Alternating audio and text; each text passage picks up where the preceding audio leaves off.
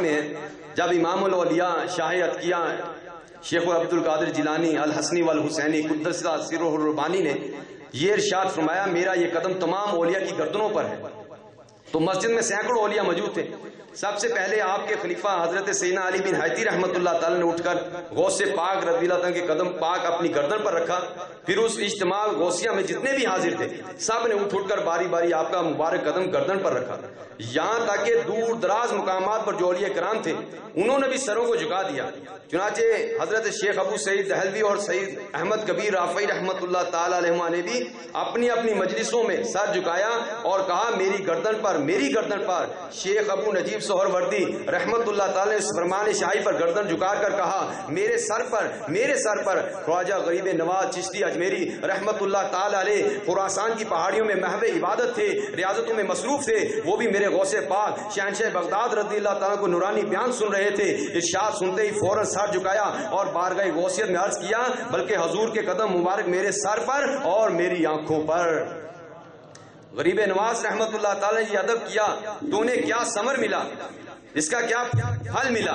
غریب نواز رضی اللہ تعالیٰ کو انہیں اس ادب کا یہ پھل ملا کہ آپ سلطان الہند ہو گئے.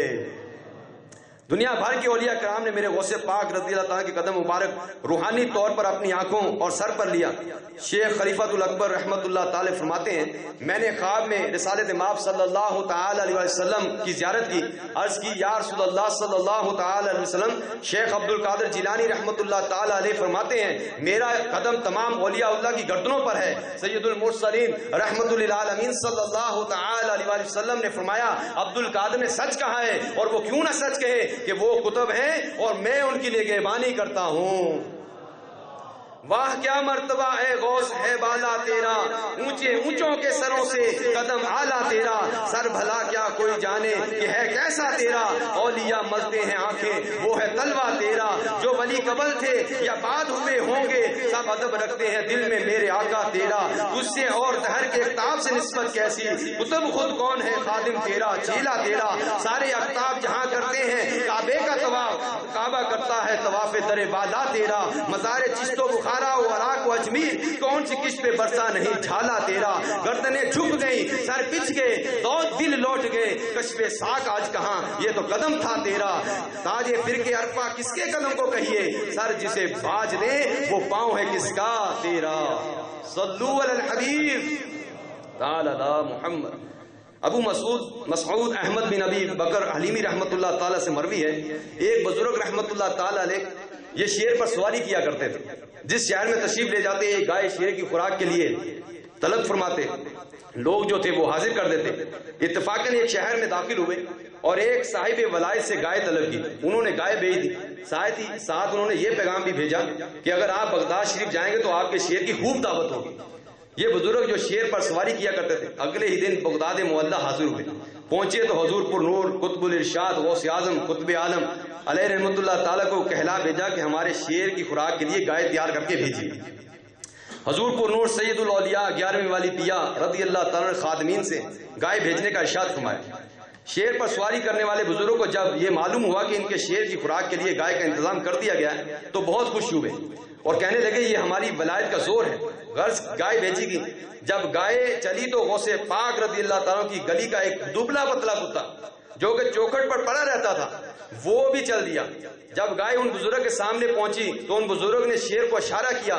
شیر گائے پر جھپٹا, ادھر کتے نے جست لگا کر شیر کا گلا پکڑ لیا اور اپنے پنجوں سے اس شیر کا پیٹ پھاڑ ڈالا اور گائے کو ہانکتا ہوا حضور غوث ثقلین رضی اللہ تعالیٰ کی خدمت میں لے آیا. اور وہ شیر پر سواری کرنے والے بزرگ شیر کی حالت دیکھ کر غوث پاک رضی اللہ تعالیٰ کی گلی کے کتے کی جرت دیکھ کر شرمندہ ہو گئے اور امام الاولیاء رضی اللہ تعالیٰ کی خدمت برکت میں حاضر ہوئے, معافی طلب کی اور اپنے وطن واپس لوٹ گئے. تو میرے آقا اعلی حضرت رحمت اللہ تعالیٰ فرماتے ہیں تجھ سے در سے سگ اور سگ سے ہے مجھ کو نسبت, میری گردن میں بھی ہے دور کا ڈورا تیرا, میری گردن میں بھی ہے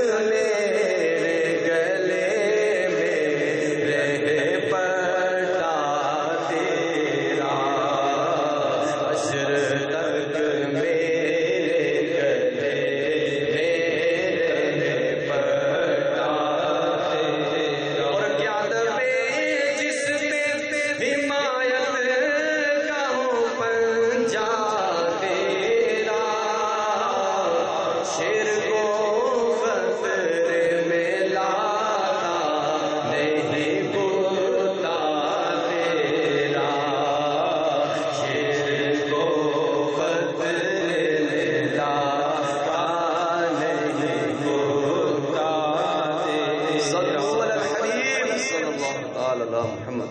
तफरीउल खातिर में है, रमजान का महीना है, सुबह का वक्त है। एक खादिम बारगाह गौसियत रदी अल्लाह ताला में हाजिर हुआ। अर्ज की, हजूर आज हमारे यहाँ रोजा इफ्तार फरमाई। हजूर पुर नूर कुतुबुल कौनैन गौस सकलैन रदी अल्लाह ताला ने वादा फरमा लिया। दूसरा खादिम आया, दावत पेश की, उसके यहाँ इफ्तार करने का, उससे भी वादा फरमा लिया।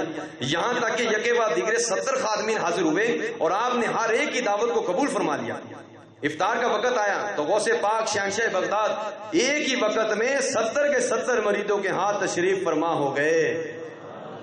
सबके यहाँ रोजा इफ्तार फरमाया, खाना तनावुल फरमाया। अगला दिन आया, खादमीन जमा हुए। हर एक खुशी से कहता कि रात मुर्शिद पाक ने हमारे यहाँ रोजा इफ्तार किया था। दूसरा कहता है कि मुर्शिद पाक ने तो हमारे यहाँ रोजा इफ्तार किया था, हमारे यहाँ खाना तनावुल फरमाया था। गर्ज के 70 खादमीन में आपस में बहस करने लगे।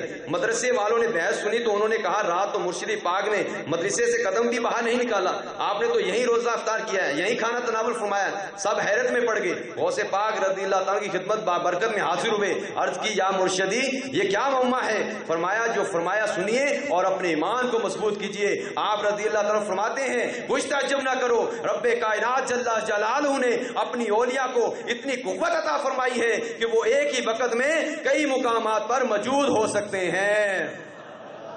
गए एक वक्त में 70 मरीदों के यहाँ आका, समझ में आ नहीं सकता मुहम्मा गौसे आजम का। न क्यों कर औलिया इस आस्ताने के बने मंगता कि अकली में विलायत पर है कब्जा गौसे आजम का।